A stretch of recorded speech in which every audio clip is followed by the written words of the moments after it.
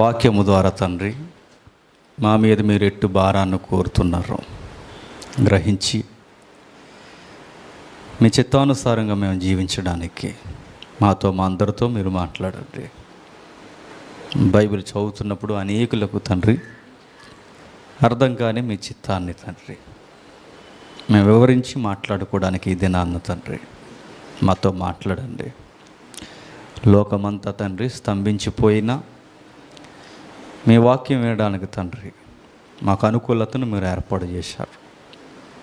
దాన్ని బట్టి మీకు స్తుతులు చెల్లిస్తూ, అలాగే తండ్రి బిడ్డను కోల్పోయిన మా ప్రియులు మా సహోదరులు తండ్రి అన్నయ్యకి వదనములకి తండ్రి శాంతిని అనుగ్రహించండి.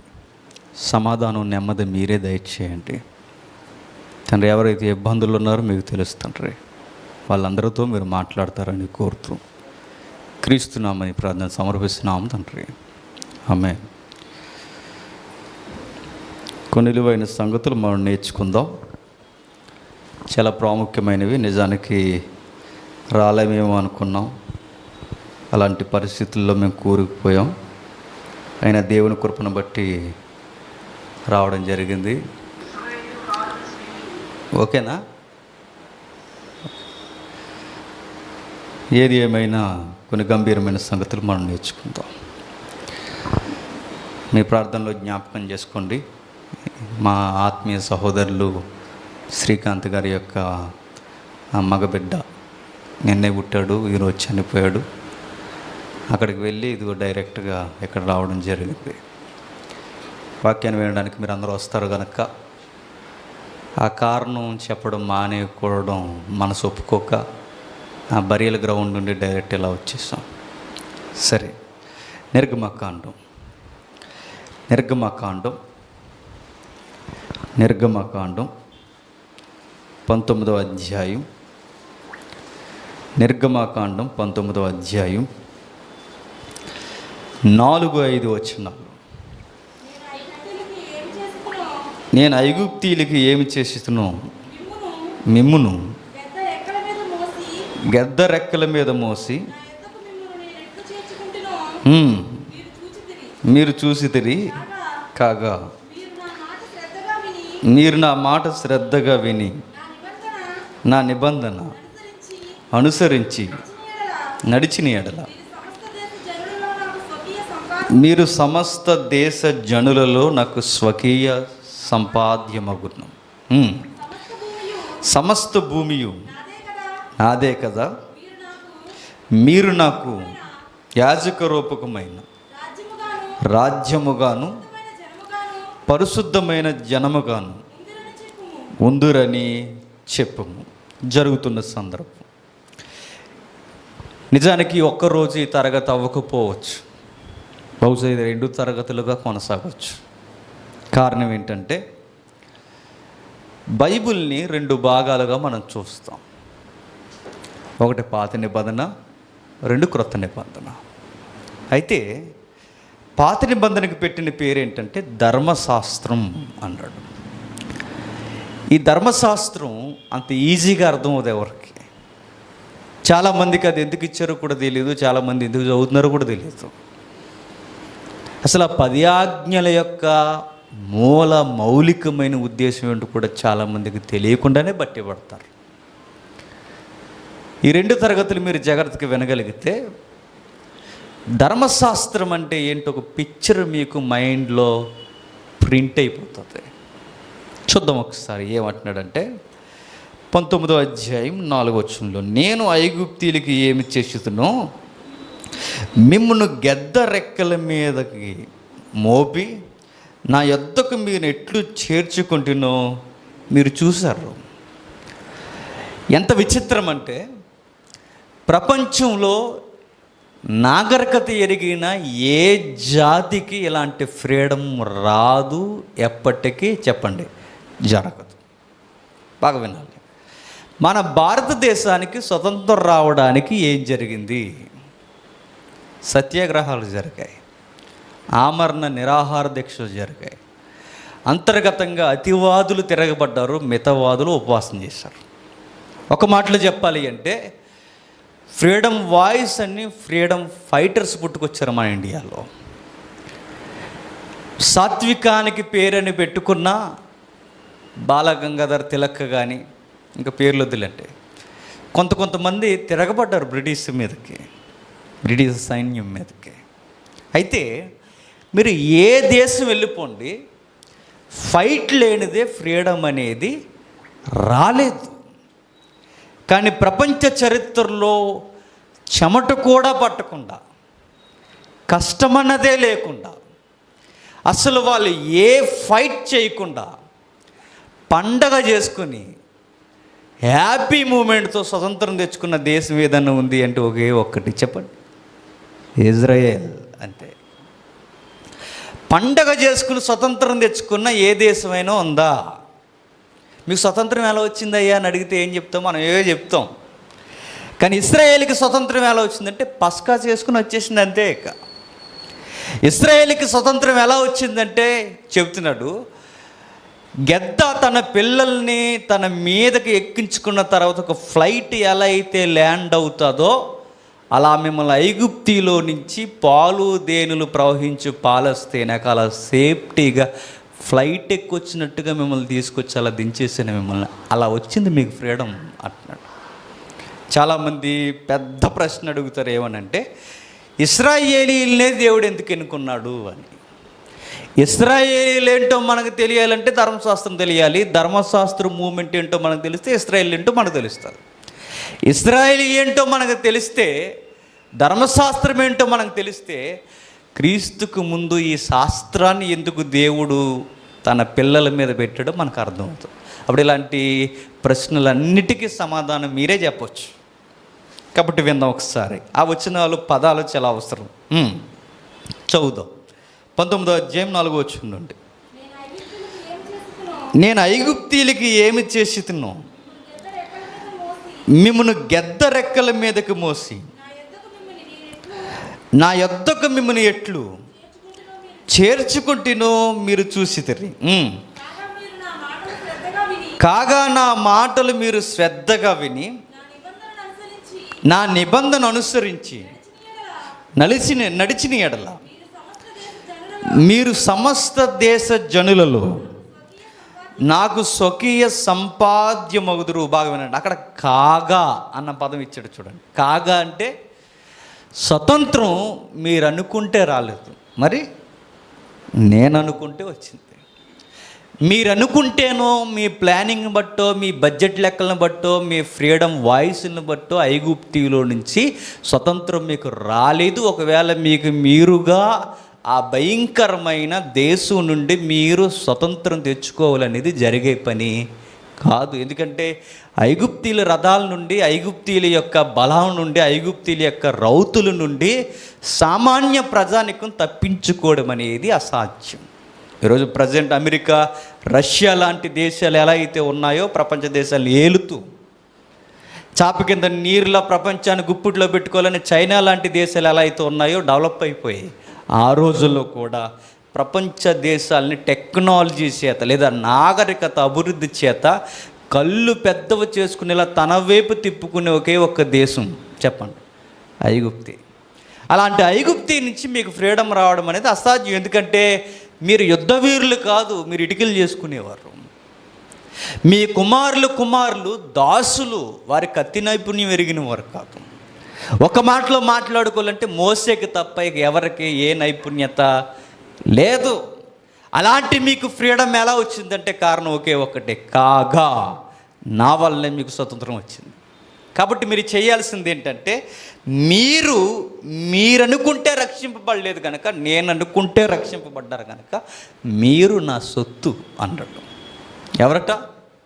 ఇశ్రాయేలీలైన మీరు నా సొత్తుగా ఉన్నారు కనుక మిమ్మల్ని ఎందుకు నేను రెఫరెన్స్గా ఈ ప్రపంచ పటం మీద మిమ్మల్ని ఎంపిక చేశానంటే మిగిలిన వారికి మీరు రెఫరెన్స్ అవ్వాలని. మాటలు బాగా వినాలండి, చరిత్ర ఇది. మీరు మిగిలిన వారికి నా దగ్గరికి రావడానికి ఒక రాజులుగా, ఒక యాజకులుగా, లేదా ఒక రాయల్ ప్రీస్ట్గా మీరు ఉండాలి. ఇప్పుడు నేను అడుగుతున్నాను, రాజులైన యాజకులుగా ఉండాలి అన్నాడు కింది పదాల్లో. రాజ్యముగాను పరిశుద్ధమైన జనముగాను. ఇదే పదాన్ని కాస్తంత డెవలప్ చేసి పేతురు గారు వాడారు. తెలుసు కదా, అన్నీ వద్దు, ఇక టైం లేదు. పేతురు గారు వాడినది ఏంటంటే రాజులైన యాజక సమూహం. పేతురు గారు కోట్ చేసిన మాట ఎక్కడిదంటే ఇది ఎక్కడిది. పేతురు గారు సంఘానికి కోట్ చేసిన మాట ఎక్కడిది అంటే ఇది ఈ మాట పట్టుకెళ్ళి అక్కడ ఆయన కోట్ చేసి మాట్లాడాడు. అంటే దీన్ని బట్టి మనకు అర్థమవుతున్నది ఏంటంటే యాజకులుగా, రాజులుగా, పరిశుద్ధమైన జనముగా ఒక జనాంగాన్ని క్రైస్తవులకి ముంగుర్తుగా ఇశ్రాయేలు నిలబెట్టుకున్నాడట. ఇప్పుడు నేను అడుగుతున్నాను, యాజకుడు అంటే ఏంటి? యాజకుడు అంటే ఏంటి చెప్పండి. మిమ్మల్ని అడుగుతున్నాను, నేను అడుగుతున్నాను.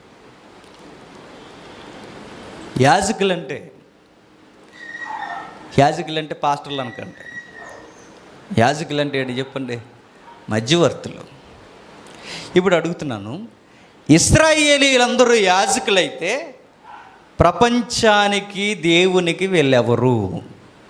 అర్థమైపోలేక మధ్యవర్తులు. భారతీయుల్ని ఎందుకు ఎన్నుకోలేదంటే తర్వాత క్వశ్చన్ అది. ముందు ఇశ్రాయేల్ని ఎలా ఎన్నుకున్నాడంటే వాళ్ళ మీద ఈ భారం పెట్టడానికి కారణం ఏంటి అంటే మధ్యవర్తులుగా ఉండండి అన్నాడు. ఇలా గొప్పతనం ఏమీ లేదు, కొంచెం మధ్యన ఉండరా అన్నాడు అంతే. ఎవరిని? ఇశ్రాయేలీలు. మిమ్మల్ని ఎంపిక చేసుకోవడానికి కారణం ఏంటంటే మీరు గొప్పోళ్ళని కాదు, మీ పితరులకు ఒక వాగ్దానం ఇచ్చాను. ఆయన పేరు అబ్రహాం. ఆయన దగ్గర నుంచి నాకు ఒక ప్లానింగ్ స్టార్ట్ అయింది, అది అమలు చేయాలనుకుంటున్నాను. కనుక మిమ్మల్ని ఒక జనాంగంగా ఏర్పాటు చేసి మిమ్మల్ని మధ్యవర్తులుగా పెట్టాను. అంటే ఇశ్రాయేలీల యొక్క మూమెంటు ఇప్పటికే ఇశ్రాయేలీల యొక్క కదలిక ప్రపంచానికి, దేవునికి మధ్య జరుగుతున్న చెప్పండి ప్రతి కదలిక ఒక సమాధానం అన్నమాట. ఇజ్రాయేల్ దేశంలో ఏమైనా జరిగిందంటే క్రైస్తవులు ఎందుకు ఉలికి పడతారంటే ఇశ్రాయేలీకి ప్రపంచ నాగరికతకి, ఇశ్రాయేలీకి ప్రపంచ భవిష్యత్తుకి సంబంధాలు ఉన్నాయి. రక్షణ స్టార్ట్ అయింది వాళ్ళ దగ్గర నుంచే.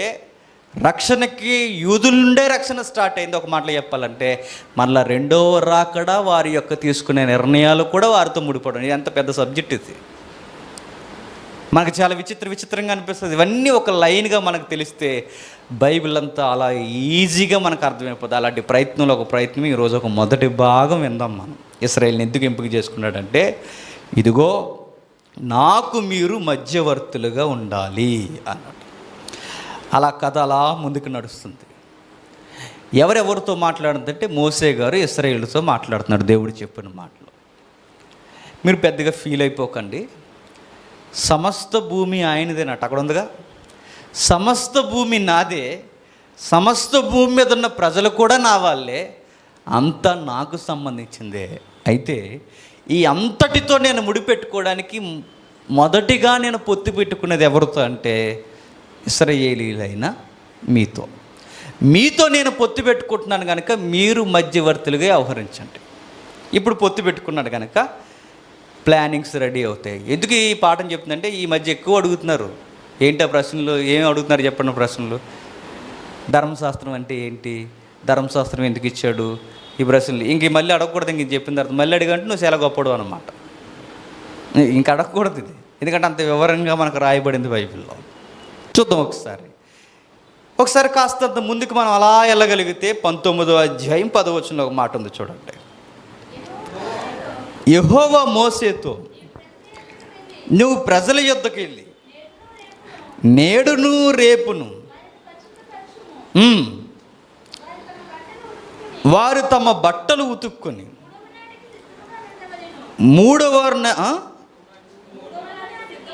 మూడవ నాటికి సిద్ధముగా ఉండవలను. మూడవ నాడు యెహోవా ప్రజలందరి కన్నుల ఎదుట సీనాయి పర్వతం మీదకి దిగును. టెక్స్ట్ మీకు అర్థం అవ్వాలి. మోసేకి చెప్పాడట ఏమని? 2 రోజుల్లో అందరినీ రెడీ అయిపోమను. ఎందుకు ప్రభువా అంటే మోసే గారు చెప్పే పెద్ద జవాబు ఏంటంటే మీరు ప్రపంచానికి జవాబుదారి కాబోతున్నారు. అంటే మాకు స్వతంత్రం ఎందుకు వచ్చింది ఐగుప్తిలో నుంచి అంటే ప్రపంచానికి స్వతంత్రం ఇవ్వడానికి దేవుడి ముందు మీకు స్వతంత్రం ఇచ్చాడు. అర్థమవుతున్నాయి ఈ మాటలు? ప్రపంచానికి స్వతంత్రం ఇవ్వడానికి ముందు మీకు స్వతంత్రం ఇచ్చాడు. మిమ్మల్ని నిలబెట్టుకున్నది ఎందుకంటే మీతో ఒక నిబంధన చేసుకోబోతున్నాడు. అయితే ఇప్పుడు మేము ఏం చేయాలి అంటే పరిశుద్ధ జనముగా దేహాన్ని మనసును కూడా పరిశుద్ధపరచుకోండి అన్నాడు. 2 రోజుల్లో మొత్తం క్లీన్ అయిపోయాలి, మొత్తం ఏమవుతున్నాయో అందరూ సర్దేసుకోవాలి, ప్యాకప్ అయిపోవాలన్నట్టు. 3వ రోజుకి అంతా రెడీ అయిపోవాలన్నట్టు. ఎందుకు మోసే గారు అని అడిగితే దేవుడు మనతో మాట్లాడడానికి రాబోతున్నాడు. ఎక్కడి నుంచి? పరలోకం నుంచి భూమి మీద ఉన్న మానవ జాతి అయిన మనతో, నాతో, మీతో మాట్లాడడానికి భూమి మీదకి రాబోతున్నాడు. గనుక మనం అందరం ఎలా ఉండాలి? వస్తున్న ఆయన పరిశుద్ధ దేవుడు కనుక మనం కూడా ఎలా ఉండాలి? పరిశుద్ధంగా ఉండాలి. ఇది దేవుడు చెప్పాడు కనుక ఖచ్చితంగా మీరు ఏం చేస్తారంటే తలంటు స్నానాలు చేస్తారో, పాపాలకి పాప పరిహారార్థం బలిస్తారో, ఏం చేస్తారో తెలియదు, కానీ మొత్తం మీద లోపాలన్నీ సరి చేసుకున్నారు. 16వ వచనం. 3వ నాడు ఉదయమైనప్పుడు ఆ పర్వతం మీద ఉరుములు మెరుపులు, సాంద్రమేఘము, పాలెములోని ప్రజలందరూ వణికిరి. దేవుని ఎదుర్కోడకు పాలెములోని ప్రజలను అవతలికి రప్పింపగా వారు పర్వతము దిగువన నిలిచిరి. యెహోవా అగ్నితో సీనాయి పర్వతం మీదకి దిగి వచ్చెను. అదంతయు ధూమమయమయుండెను. పర్వతమంతయు మిక్కిలి కంపించెను. ఆ బోరధ్వని అంతకంతకు బిగ్గరగా మ్రోగెను. మోసే మాట్లాడుచుండగా దేవుని కంఠస్వరము చేత అతనికి ఉత్తరమిచ్చెను. బాగా విందాం. దేవుని యొక్క రాక ఆ రోజు ఎలా ఉందట? సింపుల్గా ఏం వచ్చలేదట. ఆయన అక్కడ కొన్ని పదాలు: ఉరుములు, మెరుపులు, ధ్వని, భీకరమైన వాతావరణం. అంటే దేవుడు వచ్చి మోసేతో మాట్లాడడానికి ఆ రోజు వాతావరణం ఎలా ఉంది? ఉరుములు, మెరుపులు, పర్వతం అంతా దద్దరెళ్ళిపోయి, ఒక్క మాటలో చెప్పాలంటే పశువులు తాకినా మనుషులు తాకినా ఆ పర్వతాన్ని అనుమతి లేకుండా తాకితే చచ్చేంత మరణకరమైన ప్రమాదం ఉందట. గమ్మత్తు ఏంటంటే ఈ ఉరుములు మెరుపుల కింద వచ్చిన దేవుడు, ప్రభువా ఎందుకు ప్రభువా ఇంత భీకరంగా నువ్వు వచ్చావు, ఇంత భీకరంగా నువ్వు చెప్పడానికి మా దగ్గరకు వచ్చావు దేనికి అని అడిగితే ఒక మాట అంటున్నాడు 20వ వచనంలో. యెహోవా సీనాయి పర్వతం మీద అనగా పర్వతం శిఖరం మీదకి దిగి వచ్చెను. యెహోవా పర్వత శిఖరం మీదకి రమ్మని పిలవగా మోసే ఎక్కిపోయాను. అప్పుడు యెహోవా ప్రజలు చూచుటకు యెహోవా యొద్దకు అద్దు మీరి వచ్చి అనేకులు నశింపకుండునట్లు నీవు దిగిపోయి వారితో ఖండితముగా ఆజ్ఞాపించు. మరియు యెహోవా వారి మీద పడుకుంటున్నట్లు యెహోవా యొద్దకు చేరు యాజకులు తమ్మును తామే పరిశుద్ధపరచుకోవాలి. ఇంటికి వెళ్ళిన తర్వాత చదువుకోండి. జరుగుతున్న పదం ఏంటంటే, ఎందుకు ప్రభువా ఇంత భీకరంగా వీళ్ళకి ఎలాంటి భీకర వాతావరణంలో దర్శనమిస్తున్నావంటే జాగ్రత్తగా ఉంటారని అన్నాడు. అదే చెప్పాడు అక్కడ. ఎవరైనా తాకకుండా తమ్మును తాము ఏంటో గ్రహించుకోవడానికి జాగ్రత్తగా ఉండమని. మరొక మాట ఏమన్నాడంటే, ఏం మాట్లాడాడంటే, ప్రభు ఇంత భీకరమైన వాతావరణంలో వీళ్ళ దగ్గరకు వచ్చావు కదా, ఏమిటి కారణం అని అడిగితే ఆ ప్రజలు బాగా వినాలి. ఇంటర్నల్గా ఉన్న మాట నేను చెప్తున్నాను. ఆ ప్రజలు పర్వతాన్ని తాకొద్దు, పరిశుద్ధంగా ఉండమని చెప్పాను.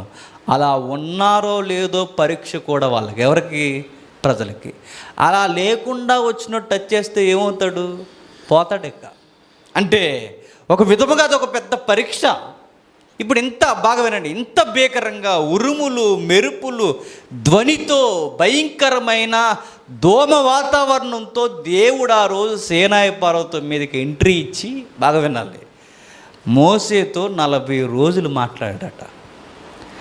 పెద్ద క్వశ్చన్ మార్క్ ఏంటి చెప్పనా? అదే ఉరుములు, అదే మెరుపులు, అదే భీకర వాతావరణం ఉంటే నువ్వు నేను కొండ ఎక్కమంటే ఎక్కుతామా? చెప్పండి. అస్సలు ఎక్కమ్మా. ఆ ఉరుముగే చచ్చిపోతాం మనం. గట్టిగా ఉరుమితే సింగిల్గా గదిలో ఉండేది ఎంతమంది ఉంటామా? మీ అమ్మగారిది మనకి 25 ఏళ్ళు వయసు వచ్చినా అమ్మగారి దగ్గరకో నాన్నగారి దగ్గరకో నలుగురిలోకో పోయి కూర్చుంటాం. ఎందుకు? చెప్తే బాగోదని ధైర్యం కొరకు వెళ్ళి కూర్చుంటాం. ఉరుమునా భయం, మెరిసినా భయం. పెద్ద మెరుపు వచ్చేసింది అనుకుంటూ ఉంటారా? దెబ్బకు లేచి వెళ్ళిపోతారు. ఇంపార్టెంట్ ఫోన్ వచ్చినా మాట్లాడరు. ఉరుముతున్నప్పుడు మాట్లాడతారా? పిడికి మీద పడిపోద్దని చేయరు. ఉరుమున మెరిసిన భయం మనకి. నేను అంటున్నాను, ఈ ఉరుములు మెరుపుల మధ్య ఈ మనగాడు ఆ పర్వతం ఎక్కుతున్నంటే మోసే గుండె ఎలాంటిది? అది దమ్మున్న గుండె. ఎవరిది? అది చిన్న మనసు కాదన్నమాట. ఆయన అలాంటివి తట్టుకొని ఎక్కుతున్నాడంటే మోసే గారి గుండె ధైర్యం ఎలాంటి ధైర్యం? నీకు చీకటి అంటే భయం, ఉరుమంటే భయం, మెరుపు అంటే భయం, దూపం అంటే భయం. ఒక్క మాటలో చెప్పాలంటే నువ్వంటే నీకు నీళ్ళలోనే భయం, చీకటిలోనే భయం. కానీ మోసే గారిని చూడండి, ఏమీ భయపడకుండా ఆయన కొండెక్కి వెళ్ళాడట. 40 రోజులు ఉపవాసం ఉండి దేవునితో మాట్లాడట. నేను అంటున్నాను, 40 రోజులు ఉపవాసం ఉండి దేవునితో మాట్లాడినప్పుడు మోసేకి దేవుడు ఏం చెప్పాడు? నేను అడుగుతున్నా, మిమ్మల్ని అడుగుతున్నా, చెప్పండి. 40 రోజులు ఉపవాసం ఉండి మోసేతో దేవుడు ఏం మాట్లాడాడు? 10 ఆజ్ఞలు ఇచ్చాడు. బాగా వినాలి. ఏంటి? 40 రోజులు దేవుడు పర్వతం మీద మాట్లాడి పరలోకం నుంచి భూమి మీదకి వచ్చి దేవుడు ముద్రించి ఇచ్చిన మాటలేంటి? 10. ఎన్నట? 10. ధర్మశాస్త్రం అంటే ఇటు స్టార్ట్ అవుతుంది చూడండి. 10 ఆజ్ఞలు ఇచ్చాడట. 10 ఆజ్ఞలు జాగ్రత్తగా పాటించమన్నాడట. ఇప్పుడు నేను అడుగుతున్నాను, 10 ఆజ్ఞల్లో కొంచెం విడదీయండి. 10 ఆజ్ఞల్లో చేసేవి 2, చెయ్యకూడని గుర్తుపెట్టుకోండి 8. అర్థమైతే దాన్ని తెక్క. 10 ఆజ్ఞలే కదా అనుకోకండి, చాలా పెద్ద పాఠం ఉంది అక్కడ. ఏం జరుగుతుందో చూడండి, చదువుదాం ఒకసారి. 10 ఆజ్ఞలు సహజంగా ఏమిటి? విశ్రాంతి దినం, తర్వాత దేవుణ్ణి ఆకాశం, మొదటి ఆజ్ఞ ఆకాశం అందు కానీ భూమి అందు కానీ భూమి కింద నీళ్ళ ఎందు కానీ దేవుని తప్ప ఎవరిని పూజించడానికి వీల్లేదు. మొదటిది దేవుణ్ణే ఆరాధించాలి. 2 దేవుణ్ణి ఆరాధించడానికి విశ్రాంతి దినం పాటించాలి. మేజర్ పాయింట్స్ చెప్తున్నాను. ఇక మిగిలిన 8 ఏంటంటే వ్యభిచరించొద్దు, అబద్ధం ఆడొద్దు, దొంగిలించొద్దు, చెప్పండి, పొరుగు వానిది ఆశించొద్దు, ఇంక ఎక్సెట్రా ఇవన్నీ 8. చేయకూడనివి 8 ఉన్నాయి, చేసేవి 2 ఉన్నాయి. ఆ 2 ఏంటి చెప్పండి? దేవుణ్ణి ఈయన మాత్రమే ఆరాధించాలి, విశ్రాంతి దినం ఖచ్చితంగా చేయాలి. ఇప్పుడు అడుగుతున్నాను, చేసేవి 2, చేయకూడని 2, ఇది ఈజీగా ఉందా? చెప్పండి, కష్టంగా ఉందా? ఈజీగానే ఉంది. 2 చేయలేమండి. 2 ఇక 2 కూడా చేయకపోతే ఇంక బైబిల్ అట్టుకు తిరగడం వేస్ట్. ఇక 2 చేయమన్నట్ట, 2 చేయండి, 8 చేయకండి అన్నట్టు. ఇప్పుడు నేను అడుగుతున్నాను మరలా, ఉరుములు మెరుపులు భీకర వాతావరణంలో దేవుడు సేనాయి పర్వతం మీదకి వచ్చి సీరియస్గా చెప్పింది ఏంటో చెప్పనా? ప్రజల్ని అబద్ధం ఆడొద్దని చెప్పాను. ఇది చెప్పడానికట, లీగల్గా మాట్లాడుకుందాం, ఇది చెప్పడానికట పరలోకంలో ఆ దూతల సమూహం నుంచి పరలోకం నుంచి భూమి మీదకి వచ్చి దేవుడు సీరియస్గా ఈ ఉరుములు మెరుపుల మధ్య మోసేకి చెప్పింది ఏంటంటే ప్రజల్ని అబద్ధం ఆడొద్దని చెప్పు అన్నాడట. నీకు ఇలాగ అర్థమవుతుంది. ఒక మాట చెప్తా. 3-4 లక్షలు పెట్టి ఆనంద భారతిలో పెద్ద మీటింగ్ పెట్టేసిన తర్వాత స్పీకర్ గారు రయ్యని వచ్చేసి అక్కడ దిగిపోయి, నేనే అనుకోండి, అక్కడ దిగిపోయి సీరియస్గా అయినా మెట్ల మీద మెట్లు ఎక్కేసి అందరూ వింటుండగా, వేల మంది జనం వింటుండగా ప్రసంగంలో మొదటి మాట అబద్ధం ఆడుకు అన్నాను అనుకోండి, మీకు ఎలా ఉంటుంది? 4 లక్షలు ఇట్టింది నువ్వు చెప్పడానిక అనుకోండి. ఆ మాత్రం మేము చెప్పలేము, అధ్యక్షులు చెప్పలేరు, ఎవడో కుర్రగోడు నిలబడితే చెప్పలేరు.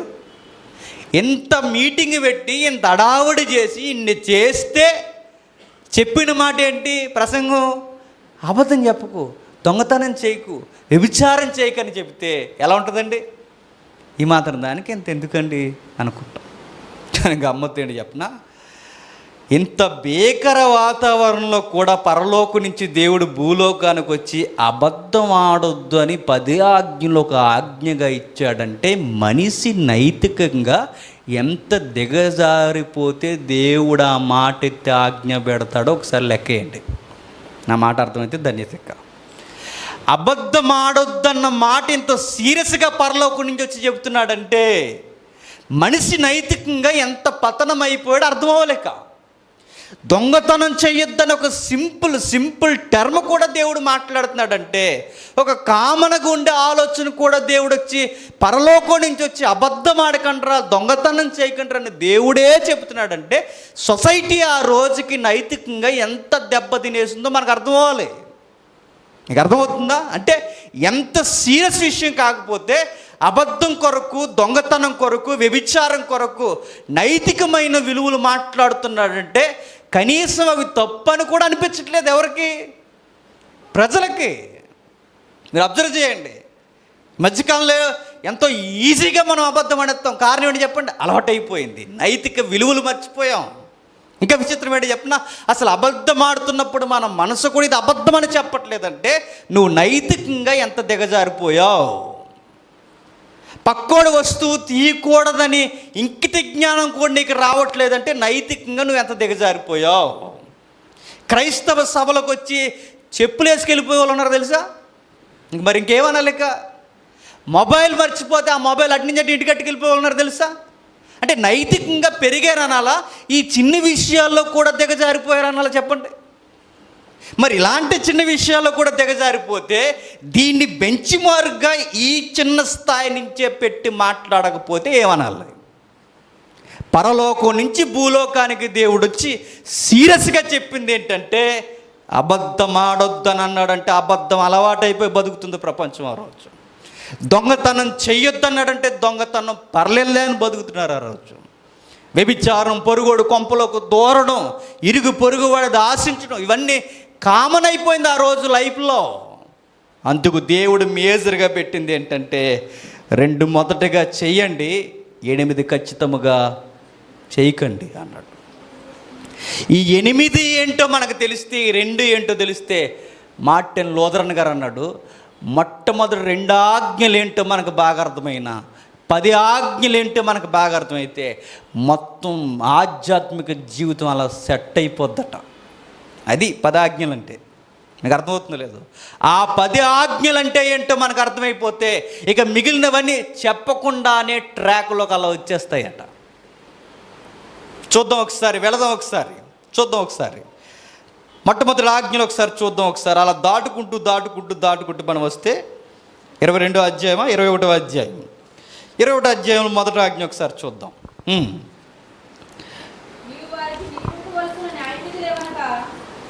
20వ అధ్యాయం అమ్మా, 20వ అధ్యాయం మొదటి వచనం. దేవుడి ఆజ్ఞలు వివరించి చెప్పాను, నీ దేవుడైన యెహోవాను నేనే, నేనే దాసుల గృహమైన ఐగుప్తిలో నుంచి మిమ్మల్ని రక్షించితిని.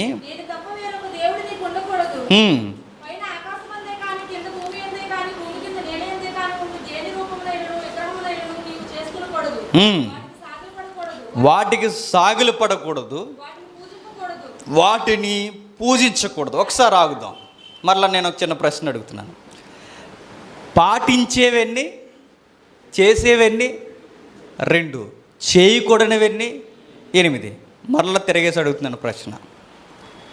ఇందులో దేవునికి సంబంధించినవి 4 ఉన్నాయి, మనకు సంబంధించినవి చెప్పండి ఇంకెన్ని ఉంటాయి? అది కూడా చెప్పకపోతే ఇంక అన్ని సంగతులకి 6 ఉంటాయి. మనకు సంబంధించిన వారు, దేవునికి సంబంధించినవి 4. ఆ 4 గడి చెప్పండి. దేవుణ్ణి ఆరాధించాలి, అది దేవునికి సంబంధించింది. విశ్రాంతి దినం దేవునికి సంబంధించింది. ఇంకేమున్నాయి చెప్పండి? ఆయన నామం ఉంది అందులో. ఒకసారి చూడండి, నాకన్నా గొప్పల్లో ఉంది. మీరు 7వ చూద్దాం. నీ దేవుడైన యెహోవా నామమును వ్యర్థముగా ఉచ్చరించకూడదు. నెక్స్ట్ మరొక మాట ఉంటుంది. చూడండి. దేవుడైన యెహోవాకు అనుగ్రహించిన దేశంలో దీర్ఘాయుష్మంతుడు అగునట్లు నీ తండ్రిని తల్లిని సన్మానించు. ఇది కూడా దేవునికి సంబంధించింది. ఎట్లా అంటే ముందుకెళ్ళి కొద్ది అర్థమవుతుంది మనకు. అయితే ఈ 4 ఆజ్ఞలు దైవికమైన దేవునికి సంబంధించినవి. మిగిలిన 6 ఆజ్ఞలు మనకు సంబంధించినవి. ఇంకా 6 ఏంటో మీకు అర్థమైపోద్ది. నరహత్య, వ్యభిచారం, దొంగతనం, పొరుగోడు నాశించడం, మనసులో ఇంకా ఏదో ఆశ పెట్టుకోవడం. ఒక మాటలో చెప్పాలంటే నీది నీకు అర్థమవుతుంది కానీ పక్కోడని నాయ అనుకోడు. ఇలా అనుకుంటున్న లైఫ్ స్టైల్ని ఏమన్నాడంటే ఇదిగో ఇవి చెయ్యొద్దు, ఇవి చెయ్యండి అన్నట్టు. మరొక మాట ఏమన్నాడంటే నా జీవితానికి బాగా వినాలి, నా జీవితానికి ఆ 6 నేను పాటించాలి అంటే ఫస్ట్ ఆ 4ని 2 చేస్తే ఆ 2 ఉన్న భావం నాకు అర్థమైతే మిగిలిన 6 కూడా చక్కగా అర్థమవుతాయట. ఇది మార్టిన్ లూథరన్ గారు అన్నారు. మరలా ఆ మొదటి 2లో ఫస్ట్ది దేవుణ్ణి అర్థం చేసుకోవడం. ఎవరిని అర్థం చేసుకోవాలట? దేవుణ్ణి అర్థం చేసుకోవాలి. 2వది నీ తల్లిదండ్రుల్ని, అందులోనే కలుపుతున్నాను, నీ తల్లిదండ్రుల్ని సన్మానించడం. ఇప్పుడు నేను అడుగుతున్నా, దేవుణ్ణి ఎలా చూస్తానో దాన్ని చూసేదాన్ని బట్టే నా ఇరుగు పొరుగుల్ని చూస్తానట. క్షణాల క్రితం ఒక మాట అన్నాను, మళ్ళీ ఒకసారి నేను లేవనెత్తుతున్నాను. మనం ఏంటో మనకు బాగా అర్థమయ్యేది ఏంటో చెప్పనా? మనం నమ్మే దేవుడు ఏంటో దాన్ని బట్టి మనం ఏంటో బాగా తెలుస్తామట. అర్థమైందో లేదో? నువ్వు నమ్మే దేవుడిని బట్టి నీ వ్యక్తిత్వం ఏంటో చెప్పొచ్చట. నీ దేవుడిని బట్టి నువ్వేంటో చెప్పొచ్చట. నిన్ను బట్టి నువ్వు నమ్మే దైవం ఎలా ఉంటాడో చెప్పొచ్చట. ఎట్లా అంటే తలకాయలు నరికేసి మెడలో వేసుకుని కాలు కింద ఒకరిని కిందేసి తొక్కేసి మరలా ఇంకొకరిని చంపేయడానికి రెడీగా ఉన్న ఒక రూపాన్ని నువ్వు ఆరాధిస్తున్నావంటే నువ్వెంత వైలెన్స్ లాంటి మనస్తత్వం కలిగితే అలాంటి ఆకారానికి దండం పెడతావో అర్థమైపోతుంది. అంటే నువ్వు నమ్మే దైవం నీ మనస్సాక్షి అంటే చెప్తుంది. మరలా నేను చెప్తున్నాను, నీ తత్వం ఇలా ఉండడానికి కారణం ఏంటంటే నువ్వు నమ్మే దైవం. ఇంకా మీకు బాగా అర్థం కావాలంటే ఒకసారి చెప్పాను, అది అప్లోడ్ చేయలేదు, గొడవలు అయిపోతాయి అని.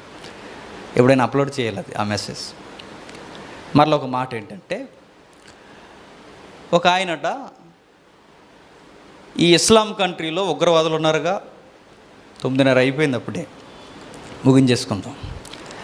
ఇస్లాం కంట్రీలో ఉగ్రవాద సంస్థ ISIS వీళ్ళు ఏం చేశారంటే ప్రపంచ దేశాల్లో వాళ్ళని ఆనుకున్న కొన్ని దేశాల్లో అందమైన ఆడపిల్లని ఎత్తుకొచ్చి చిన్న మార్కెట్లాగా ఏర్పాటు చేసి కోడి పిల్లలు అమ్మినట్టు అమ్మేస్తున్నారట. అమ్మేయడం అంటే అమ్మేయడం కాదు, ఉచితంగా ఎవరికి నచ్చిన పిల్లలను వాడికి ఇచ్చేస్తున్నారట. ISIS గురించి రాసింది ఇది. అయితే దేనికి ఇస్తున్నారు ఈ అందమైన ఆడపిల్లని అందరిని ఎత్తుకొచ్చి అంటే వీళ్ళంతా జిహాద్ యుద్ధం చేస్తున్నారు. ఎవరు? ఈ తీవ్రవాదులందరూ. ఈ యుద్ధం చేస్తున్న వాళ్ళందరూ దేని కొరకు యుద్ధం చేస్తున్నారంటే పవిత్ర యుద్ధం దేని కొరకు అంటే దేవుని కొరకు యుద్ధాలు చేస్తున్న వీళ్ళకి సంసారాలు ఈ సుఖాలు ఉండవు కనుక ఆడపిల్లల్ని ఎత్తుకొచ్చి వాళ్ళకి గిఫ్ట్లుగా ఇచ్చేస్తున్నారట. ఇప్పుడు అడుగుతున్నాను, ఇలాంటి దుర్మార్గమైన పని చేస్తున్నారంటే నువ్వు ఎలాంటి దేవుణ్ణి నమ్ముతున్నావో దాన్ని బట్టే చెప్పండి అర్థమైపోతుంది. మరొక ఆయన చెప్పనా, ఇంకా చెప్పొచ్చు లేదో నాకు తెలియదు, లైవ్ వెళ్తుంది అది. నమాజ్ చదువుకొని ఆ ఆడపిల్లల్ని అత్యాచారం చేయడానికి వెళ్ళాడట.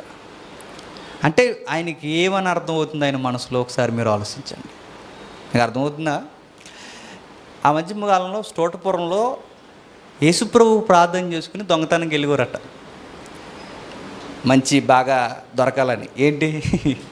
బంగారం, డబ్బులు. అంటే మీకు అర్థం అవ్వాలి, వాడి పేరుకి యేసుప్రభునే నమ్ముకుంటున్నాడు కానీ వాడు అనుకున్న ఒక ఫీల్ ఉంది గుండెల్లో. మీకు అర్థమవుతుందా?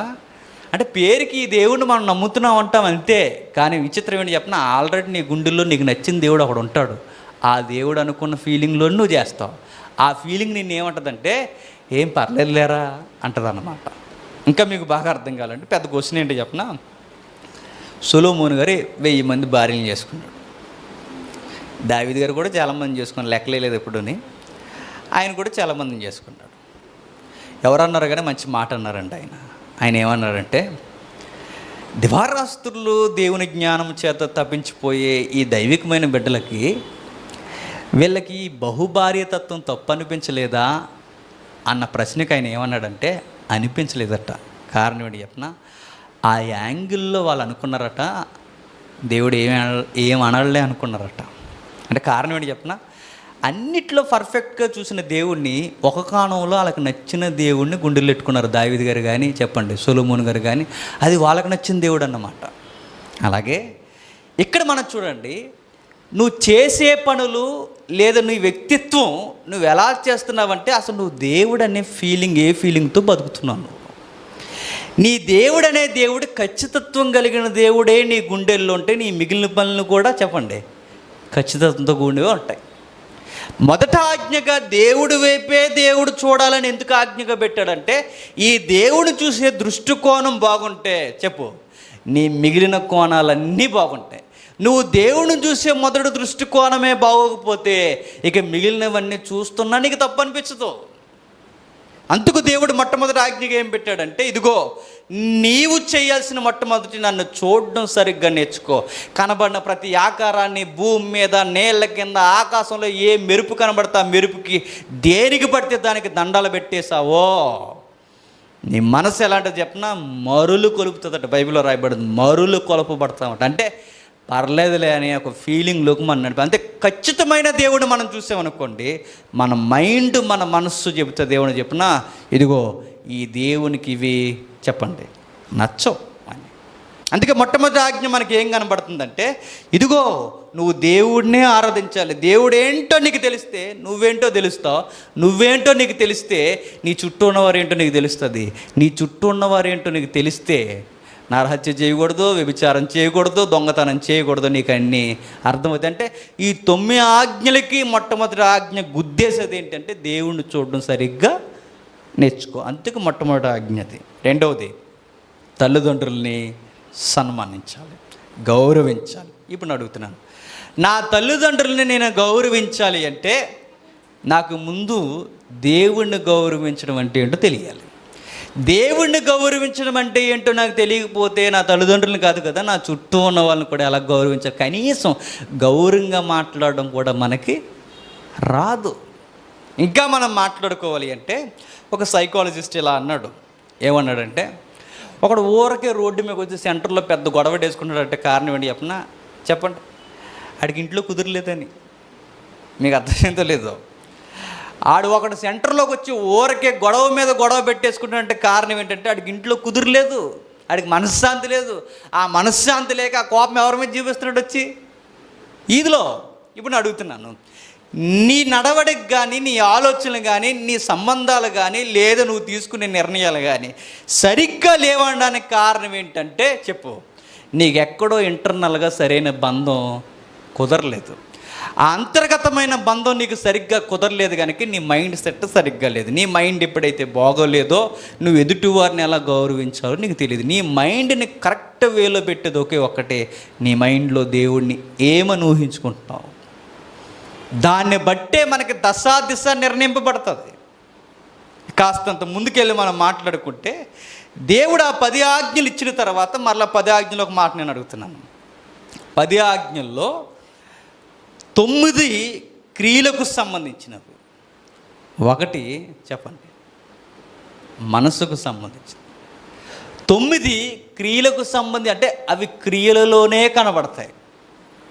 10వది అది మనస్సు ఎరిగిన దేవునికి మాత్రమే కనబడుతుంది. 9 అదోలా మేకప్ చేయొచ్చు కానీ 10వది మాత్రం దొరికేస్తాం. ఎవరికి? దేవుడికి. ఖచ్చితంగా దేవుడు దొరుకుతాం. మనం మనసు ఎరిగిన వాడికి ఖచ్చితంగా మనం దొరుకుతాం.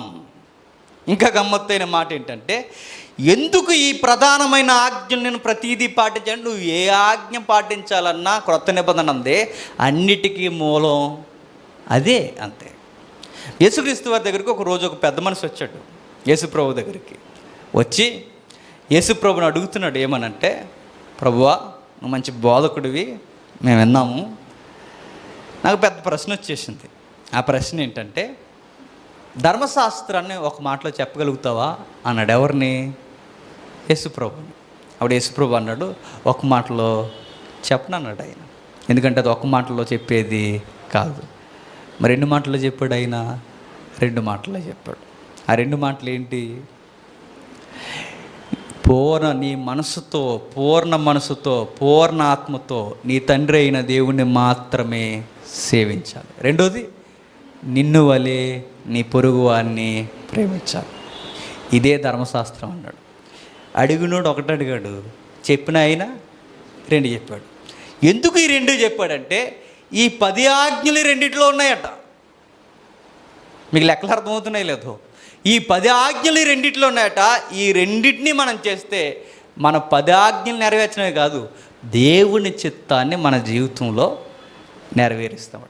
ఇంకా మనకు బాగా అర్థం కావాలి అంటే, దేవుణ్ణి మనం అర్థం చేసుకొని దేవుణ్ణి ప్రేమించి దేవుణ్ణి గౌరవిస్తే, నేను దేవుణ్ణి ప్రేమిస్తున్నాను, నేను దేవుణ్ణి గౌరవిస్తున్నాను, నేను దేవునితో భక్తి కలిగి జీవిస్తున్నాను అనడానికి ప్రాక్టికల్గా సొసైటీలో రుజువు ఏంటి చెప్పండి? 2 ఆజ్ఞే. ఏంటి 2 ఆజ్ఞ ఏంటి? పొరుగోడిని ప్రేమి. నేను దేవుణ్ణి ప్రేమిస్తున్నాను అనడానికి నేను కనబరుచుకునేది ఎక్కడ చెప్పండి? చెప్పండి. పొరుగోడిని ప్రేమించడం. నేను దేవుణ్ణి గౌరవిస్తున్నాను అనడానికి ప్రాక్టికల్గా గుర్తు ఎక్కడ చెప్పండి? పొరుగోడిని గౌరవించడం. ఒకరోజు మదర్ తెరీసా గారిని అడిగారు ఒక విలేకరు వచ్చి, అమ్మా నువ్వు ఇంత సేవ ఇంత గంభీరంగా నువ్వు ఎలా చేయగలుగుతున్నావు? మా వల్ల అవ్వట్లేదు అర్థం చేసుకోవడం. ఎలా చేయగలుగుతున్నావు అంటే ఆవిడ అన్న మాట ఏంటి చెప్పనా? నేను ఎలా చేయగలుగుతున్నా అంటే నా ప్రభువుని నేను ప్రేమిస్తున్నాను. ఆ మాట తెంగరోళ్ళకి అర్థమైందో లేదో ఆ రోజు. నా ప్రభువుని నేను ప్రేమిస్తున్నాను కనుకే నేను ఇంత చేయగలుగుతున్నాను. ఎలా అని కాస్తంత వివరముగా అడిగితే, నా ప్రభు నా కొరకే కాదు చనిపోతా, ఆ కుష్ఠరోగి కొరకు, ఆ వృద్ధుడి కొరకు, ఆ నలిగిపోయిన వృద్ధురాలు కొరకు, వీళ్ళందరి కొరకు నా ప్రభు చనిపోయాడు. నా ప్రభు ఆ గుడ్డివాడి కొరకు, ఆ కుంటివాడి కొరకు, ఆ వృద్ధుడి కొరకు, ఈ వృద్ధురాల కొరకు చనిపోతే, నా ప్రభు వీరి కొరకు కూడా చనిపోయాడు అంటే నా ప్రభు వీరిని కూడా ప్రేమిస్తున్నాను. నా ప్రభువు నేను ప్రేమిస్తానని చెప్పుకున్నప్పుడు నా ప్రభువు ప్రేమించిన వారిని కూడా నేను ప్రేమించాలి. అది ధర్మశాస్త్రం. ఎందుకు చెబుతున్నాడు దేవుడు ధర్మశాస్త్రాన్ని గురించి అంటే, దేవుడి నేను ప్రేమిస్తున్నానని మొట్టమొదటి ఆజ్ఞ నేను నెరవేరుస్తున్నానికి గుర్తు ఏంటంటే, వెనకాలే 2వ ఆజ్ఞ నెరవేర్చుకుంటూ నేను రావాలట. ఆ 2వ ఆజ్ఞ ఏంటంటే, ఇతరులను గౌరవించాలి, ఇతరులను మనం ప్రేమించాలి. చాలామంది ఏమంటారంటే 10 ఆజ్ఞలు ఇప్పుడు లేవండి అంటారు.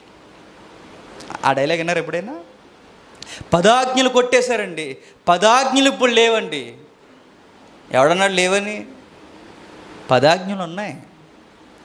నైతిక విలువలు ఎప్పుడు దేవుడు కొట్టాడు? మీకు ఒకసారి చెప్పాను, ఆచార కర్మకాండలు వద్దన్నాడు, నైతిక విలువలు వద్దని లేదైనా.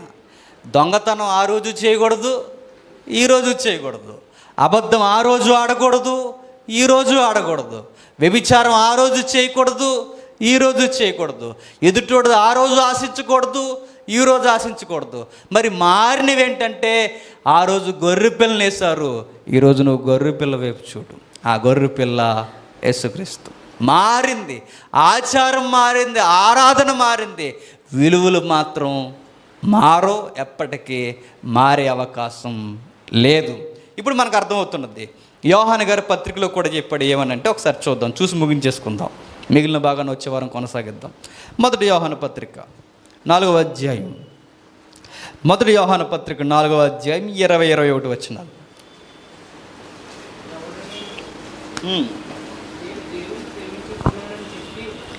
ఎవడైనను నేను దేవుని ప్రేమించుచున్నానని చెప్పి తన సహోదరుని ద్వేషించిన ఎడల అతడు అబద్ధికుడగును. తను చూసిన తన సహోదరుని ప్రేమించినవాడు తాను చూడని దేవుణ్ణి ఎలా ఎంత పెద్ద కౌంటర్ చూడండి. యోహాను గారు అంటున్నారు, నేను మొదట ఆజ్ఞ నెరవేరుస్తున్నాను అనడానికి 2వ ఆజ్ఞ నెరవేర్చాలట. ఆ 2వ ఆజ్ఞ ఏంటి చెప్పండి? సహోదరుణ్ణి ప్రేమించాలి. నేను మొదట ఆజ్ఞ అంటే, నేను ఆకాశం యందు కానీ, భూమి యందు కానీ, భూమి కింద నీళ్ళ యందు కానీ నేను ఏ దేవుడిని ఆరాధించట్లేదు, ఆ దేవుడినే ప్రేమిస్తున్నాను అనడానికి గుర్తు ఏంటంటే చెప్పండి? ఇతరులను కూడా నేను ప్రేమించాలి, గౌరవించాలట. నేను ఇతరులను గౌరవించకుండా, ఇతరులను ప్రేమించకుండా ఆ యెహోవానే నేను ప్రేమిస్తున్నానంటే చెప్పండి, అది పచ్చి అబద్ధం అట. చాలామంది చూడండి, బైబిల్ చదువుకుంటారండి, క్లాసులకు వస్తారు, ప్రార్థనలకు వెళ్తారు, ఉపవాస కూడికలు ఉంటారు, మోకాళ్ళు ప్రార్థన చేస్తారు, కానీ పక్కోడితో మాట్లాడరు. మరి అదేం భక్తో? అన్నీ చేస్తారట కానీ పక్కోడిని పట్టించుకోరట. కనీసం చూసినా చూడలేని వెళ్ళిపోతారట. చూడండి, ఇది భక్తి అండి. అప్పుడు యేసుప్రభు అంటాడు, లేదా యెహోవా దేవుడు అంటాడు, ప్రభు నీ కొరకే నేను బతుకుతున్నాను ప్రభు అంటే, అప్పుడు ప్రభు అంటాడు సీరియస్గా, ఎవడరా నువ్వు అని అడుగుతాడు. ఎవరిని? ఆయన అడుగుతాడు. ఎందుకు అలా అడుగుతాడంటే కారణం ఒకే ఒకటి, నువ్వు ఇతరులను ప్రేమించలేనప్పుడు, ఇతరులను గౌరవించలేనప్పుడు, నేను ఇష్టపడే ప్రజలు నువ్వు పట్టించుకోలేనప్పుడు నువ్వెవరివి అని అడుగుతాడు. ఇప్పుడు మూలం చెప్పి నేను ముగించేస్తాను. ఇక అసలు నేను మిమ్మల్ని ఎంపిక చేసుకున్నది దేనికో తెలుసా? ఇశ్రాయేల్ ఒక మాట ఇశ్రాయేల్ మనసులో పెట్టుకుంటే, నేను ఎంపిక చేసుకున్నది ఎందుకో తెలుసా? ఈ ప్రపంచానికి మధ్యవర్తులుగా ఉంటారని. మధ్యవర్తులుగా ఉండడం అంటే మధ్యకు చాలా ఉండమని కాదు. మధ్యవర్తులుగా ఉండడం అంటే నాకు అంబాసిడర్స్గా, నాకు ఇమేజ్గా, నాకు ప్రతినిధులుగా మీరు ఉన్నప్పుడు మీరు నన్ను ప్రతిబింబాల్లా వాళ్ళకు చూపించాలి. ఎవరికి? ప్రజలకి. వీళ్ళు ఎలా ఉంటున్నారబ్బా, ఇంత ప్రేమిస్తున్నారు, ఎలా జీవిస్తున్నారబ్బా ఇంత ఖచ్చితంగా అంటే, అప్పుడు ప్రజలకు అర్థం అవ్వాలట, వీళ్ళు నమ్మే దేవుడు చెప్పండి గొప్పవాడు అని. ఎందుకు మధ్యవర్తులుగా నిలబెట్టుకున్నారంటే, మనం చేసే పనులు, మనం తీసుకునే నిర్ణయాలు, మన ప్రేమ భావజాలాన్ని బట్టి ప్రజలట వీళ్ళ దేవుడు ఎవరని ఎతికేలా దేవుడి దగ్గరికి రావాలట. అందుకు మధ్యవర్తులుగా ఆ రోజు ఇశ్రాయేలునైనా పెట్టాడు, చెప్పండి ఈరోజు క్రైస్తవులనైనా పెట్టాడు. ఇది మర్చిపోయాం మనం. దేవునికి మధ్యవర్తులకు ఉన్న మనం ఏం చేస్తాం చెప్పనా? మధ్యవర్తులకు ఉండి మధ్యలోని గొడవలన్నీ పెడుతున్నాం. ఎవరి మీదకి? దేవుడు ఎవరినైతే ఆకర్షించాలనుకున్నా వాళ్ళ మీద గొడవలు పెడుతున్నాం, వాళ్ళని తిడుతున్నాం, కొడుతున్నాం, పోరాడుతున్నాం. మనం విషయం ఏంటి చెప్పనా? గేటు తీరంటే గేటు దగ్గర నిలబడి అడవుడు ఎక్కువ చేస్తున్నాం మనం. నీకు బాగా అర్థమైపోలేక రాజుగారు అక్కడ ఉండి గేటు దగ్గర నేను నిలబెట్టి గేటు తీరని అడిగితే, గేటు దగ్గరకు వచ్చినోడితో అన్నాడట, ఏమని? నాకు ఇష్టం లేదు రాక అన్నాడట. ఎవరిని? వచ్చినోడిని. రాజుగారేమో రమ్మన్నాడు, మధ్యలో ఉన్నవాడు అన్నాడట రాక అన్నాడట. రాజుగారు లెగిస్తే ఎవరిని తొక్కేస్తాడు చెప్పండి? మధ్యలోనే తొక్కుపడేస్తాడు. నిన్ను డోర్ కీపర్గా పెట్టుకుంది నీ ఫీలింగ్స్, నీ అడావుడి, నీ బిల్డప్ ఇస్తావని కాదు. నేను పెట్టుకున్నది ఎందుకంటే, నువ్వు సింపుల్ జాబు, రాజుకి విధేయత చూపిస్తూ, గౌరవాన్ని ప్రజలకు చూపిస్తూ, వచ్చిన వారు ఆహ్వానిస్తూ, గౌరవంగా విధేయతతో డోర్ ఓపెన్ చేసి రండి అని ఆయన రాజ్యంలోనికి పిలవడం. అంతకు మించి బిల్డప్ మనం ఏమీ చేయకూడదు, గుర్తుపెట్టుకోండి. అంతకు మించి ఎవరికి మనం అడావుడి చేయకూడదు. మన పిలుపు ఏంటంటే మధ్యవర్తులు ప్రభువు దగ్గరికి నడిపించడానికి, అంతే. ఇంకంతకు మించి ఇంకేమీ లేదు. ధర్మశాస్త్రం నుంచి ఈ నడక మనకు కనబడుతుంది. చూడండి, మొదటి ఆజ్ఞ దేవుణ్ణి ఎలా చూడాలో తెలుసుకోవాలి. రెండో ఆజ్ఞ దేవుని చూడటం నాకు తెలిస్తే ఇతరుని ఎలా చూస్తున్నానో తెలుస్తుంది. ఇతరుని ఎలా చూస్తున్నాను దాన్ని బట్టి నేను దేవుడిని ఎలా చూస్తున్నాను నాకు ఈజీగా అర్థమైపోద్ది. ఎన్ని ఆజ్ఞలు అయినాయి? 2 అయినాయి. ఇంకెన్ని ఉన్నాయి? 8 ఉన్నాయి. ఈ 8 సంగతి వచ్చే వారం చూద్దాం. మిగిలిన సంగతులు ఏమున్నాయి? ధర్మశాస్త్రం రాను రాను క్రొత్త నిబంధనకి ఏ ముగింపు వచ్చిందో వచ్చే వారం చూద్దాం. చాలా అలసిపోయి ఉన్నాం, ఏడ్చున్నాం, హృదయాలు అన్నీ అలసిపోయి ఇలా బరియల గ్రౌండ్ నుంచి వచ్చాం. వచ్చే వారం కలుసుకుందాం. ముఖ్యంగా మీ నుండి మేము కోరుకుంటున్నది ఒకే ఒకటి, ఆ నలిగిపోయిన కుటుంబం కొరకు ప్రార్థన చేయండి. ప్రార్థన చేసుకుందాం. పరలోకమందున్న మా తండ్రి, నిజమే దేవా, ఆ రోజు ఇశ్రాయేలీలనైనా ఈరోజు మమ్మునైనా తండ్రి మాకు స్వతంత్రాన్ని ఇచ్చి, మేము ఏ పోటీ యుద్ధాలు ఏమీ చేయకుండా తండ్రి ఒక నిత్య జీవపు ఊపిరిని మాకు ఇచ్చి తండ్రి ప్రపంచ ప్రజలకి మధ్యవర్తిగా నిలబెట్టావంటే కారణం ఒకే ఒక్కటి, మీ స్వరూప సుగుణాలను మేము చూపిస్తూ ప్రజలను తండ్రి మీ వద్దకు పిలుపునివ్వడానికి తండ్రి ముందుగా మమ్మల్ని పిలుచుకున్నారు. ఇందులో మా గొప్పతనం ఏమీ లేదు దేవా. మీ స్వకీయ సంపాద్యముకు జనముగా ఉన్న ఆ రోజు నుంచి ఈ రోజు వరకు తండ్రి మీ మధ్యలో ఏ అడావిడి చేయడానికి అర్హత లేదు తండ్రి. మేము ఏ పోటీ చేసామని మాకు స్వతంత్రం వచ్చింది దేవా. మేము ఏ విజయాలు సాధించామని తండ్రి, ఏమి గెలిచామని తండ్రి ఈరోజు మేము నిలబడ్డాము తండ్రి. ఏమీ లేదు చెప్పుకోవడానికి, కేవలం మీ ఉచిత కృప. మా పితరుల దగ్గర నుంచి మీరు ఇచ్చిన వాగ్దానాలు తండ్రి మా జీవితాల్లో నెరవేర్చడానికి తండ్రి మమ్మల్ని పట్టుకున్నారు. గంభీరమైన వాతావరణంలో తండ్రి సేనాయి పర్వతం మీద దిగు తండ్రి, మనుషులు మర్చిపోయిన మౌలికమైన 10 ఆజ్ఞలు తండ్రి మా జీవితాల్లోనికి చొప్పించడానికి మీరు తీర్చిదిద్దిన శిలా శాసనాల తండ్రి ఎప్పటికీ మా జీవితాలు, మా హృదయాల మీద తండ్రి బలమైన మౌలికమైన విషయాలు దేవా. అవి చూడడానికి చిన్నవైనా మా జీవితంలో పాటించవలసిన అతిపెద్ద విషయాలు తండ్రి. అలాగే తండ్రి మా ప్రియులు, మా సహోదరులు, మీ బిడ్డలు తండ్రి మానవ తప్పిదము వలన తండ్రి మీరు 12 మగబిడ్డనిచ్చిన మనుషులు తీసుకున్న తప్పుడు నిర్ణయాలు తండ్రి, తప్పుడు వైద్యం వలన తండ్రి బిడ్డను కోల్పోయారు దేవా. వారికి తగిన సమాధానం అనుగ్రహించండి. మరలా మీ చిత్తమైతే తండ్రి బంగారం లాంటి బిడ్డను అనుగ్రహించండి తండ్రి. ఆ బిడ్డకి భవిష్యత్తు ఎలా ఉండబోతుందో మాకు తెలియదు తండ్రి. ఆ బిడ్డ భవిష్యత్తు తిరిగిన మీరు ముందుగానే తీసుకెళ్ళిపోయారేమో మాకు తెలియదు. ఏది ఏమైనా తండ్రి మీకే మహిమ, మీకే ఘనత తండ్రి. అలాగే తండ్రి మా సహోదరులు ప్రతి ఒక్కరి విషయంలో తండ్రి వారి ఆరోగ్యాల కొరకు మీకు మొరపెడుతున్నాం. వారిని కూడా స్వస్థపరచండి, మరలా పిలుచుకోండి, మీ రాజ్యంలో నిలబెట్టుకోండి. ప్రత్యక్షంగా పరోక్షంగా తండ్రి ఈ స్థానిక సంఘం కొరకు కష్టపడుతున్న ప్రతి ఒక్కరిని మీరు ఆదరిస్తారని కోరుతూ, వచ్చే వారం తండ్రి ఈ గలిబిలి పరిస్థితుల నుండి, శ్రమల నుండి కాస్తంత ఊరట మాకు కలిగించి అనుకూలతను మాకు ఏర్పాటు చేస్తారని కోరుతూ, అన్ని విధాలుగా మీకు లొంగిపోతూ క్రీస్తునామని ప్రార్థన సమర్పిస్తున్నాము తండ్రి. ఆమేన్. సరే.